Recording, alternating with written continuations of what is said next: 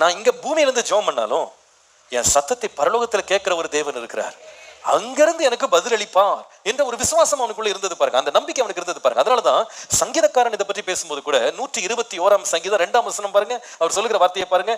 வானத்தையும் பூமியையும் உண்டாக்கின கர்த்தரிடத்திலிருந்து எனக்கு என்ன வரும்?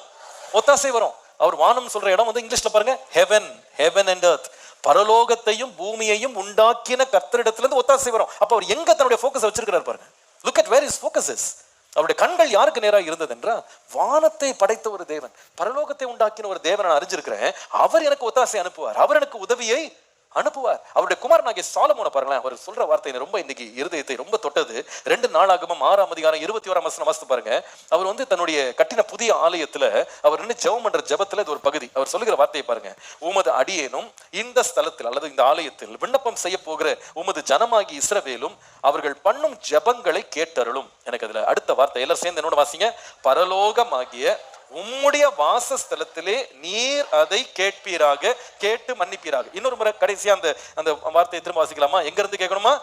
பரலோகமாகிய உம்முடைய வாசஸ்தலத்திலே நீர் அதை, ஹல்லேலூயா, பரலோகமாகிய உம்முடைய வாசஸ்தலத்துல இங்க இருந்து நாங்க ஜெபம் பண்றோம், அதை நீங்க கேட்பீங்க ஆண்டவரே.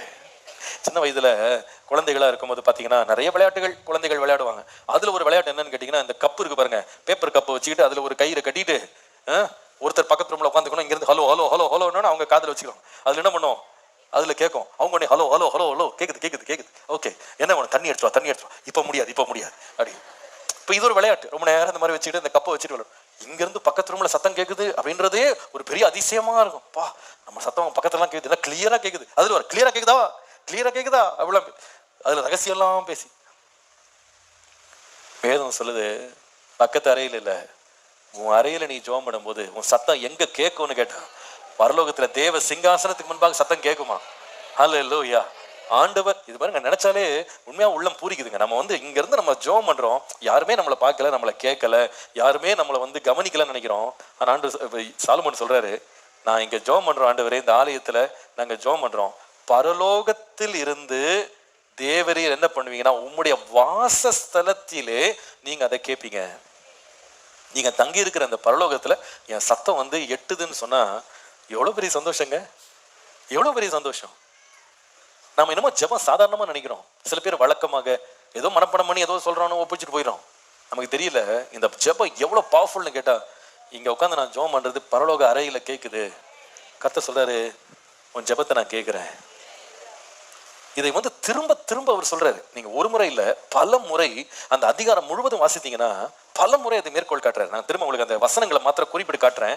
அதே 2 நாளாகமம் 6ஆம் அதிகாரம் 23ஆம் வசனத்துல திரும்ப சொல்றாரு, பரலோகத்தில் இருக்கிற தேவர் கேட்டு. 25ஆம் வசனத்துல பரலோகத்தில் இருக்கிற தேவரீர் கேட்டு. 30 வசனத்துல உம்முடைய வாசஸ்தலமாகிய பரலோகத்தில் இருக்கிற தேவரீர் கேட்டு. 33ஆம் வசனம், உம்முடைய வாசஸ்தலமாகிய பரலோகத்தில் இருக்கிற தேவரீர் அதை கேட்டு. 35, பரலோகத்தில் இருக்கிற தேவரீர் அவர்கள் விண்ணப்பங்களை வேண்டுதலையும் கேட்டு. 39, உம்முடைய வாசஸ்தலமாகிய பரலோகத்தில் இருக்கிற தேவரீர் அவர்கள் விண்ணப்பத்தையும் ஜபங்களையும் கேட்டு. ஒவ்வொரு காரியத்துக்காக ஜெபம் பண்றாரு. அவர் ஜெபம் பண்ணும்போது சொல்றாரு, எல்லாத்தையும் கேட்கறீங்க ஆண்டவரே, எல்லாத்தையும் கேட்கறீங்க ஆண்டவர். இப்போ நான் இது வாசித்த உடனே எனக்கு ஒரு சந்தேகம் வந்துச்சு, இது வந்து சாலமோனுடைய கற்பனையா அவருடைய ஆசையா உண்மையாவே அப்படி நடக்குதா? ஏன்னா நம்ம கூட நிறைய ஆசைப்பட்டு கற்பனை பண்ணலாம், நம்ம சத்தம் கேட்குதுன்னு நினைச்சுக்கிட்டு இருக்கலாம், ஆசை எல்லாருக்கும் தான் இருக்கு இல்லையா? ஆனா உண்மையா அப்படி நடக்குதா?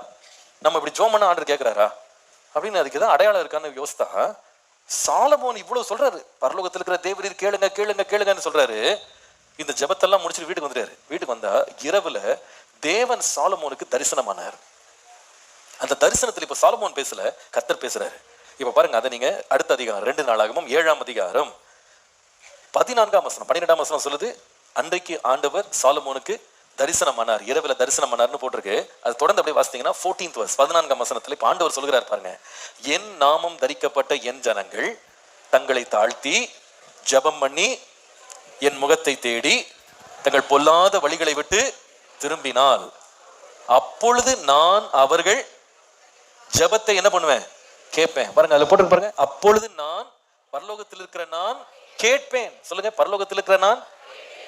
இப்ப ஆண்டவர் சொல்றாரு, இத நீங்க தாழ்த்தி ஜெபம் பண்ணும்போது பரலோகத்துல தான் இருக்கேன், நீங்க ஜெபம் பண்றதை நான் கேட்பேன். இன்னைக்கு நமக்கு பெரிய நம்பிக்கை என்ன தெரியுமா? நான் இங்க ஜெபம் பண்றேன், ஆனா பரலோகம் என் ஜெபத்தை கேட்டுக்கொண்டிருக்கிறது. அடுத்த முறை நீங்க உங்க அறையில முழங்கால் படிடும் போது கடமைக்காக ஜெபம் பண்றேன்னு சொல்லவே கூடாது. நீங்க என்ன சொல்லணும் தெரியுமா? I'm getting connected to heaven. பரலோகத்தோடு நான் இணைகிறேன். என் சத்தத்தை கர்த்தர் கேட்கிறார். என் சத்தம் வான பரியந்தம் எட்டுகிறது. நான் பெருமூச்சு விட்டா கூட அதை கேட்கறதுக்கு ஆண்டோட லைன் ஓப்பனா இருக்கு. ஹல்லேலூயா.